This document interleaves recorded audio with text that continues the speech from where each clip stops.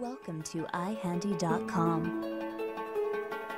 In this video, Julia will demonstrate how you can unshrink 100% cotton clothing.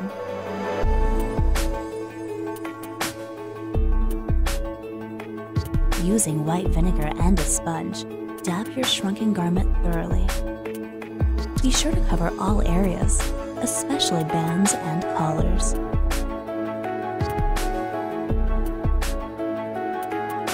Place into an airtight container and let sit for about 30 minutes.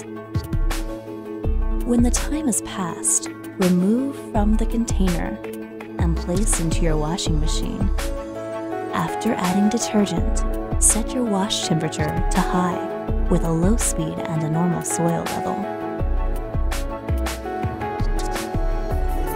After the wash is done, toss your garment into the dryer. Place on a high temperature and hit start.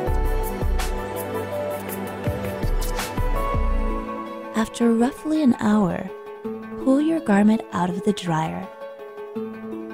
You should notice that it is a little bigger in all directions now. Remember, this process will only work with 100% cotton clothing.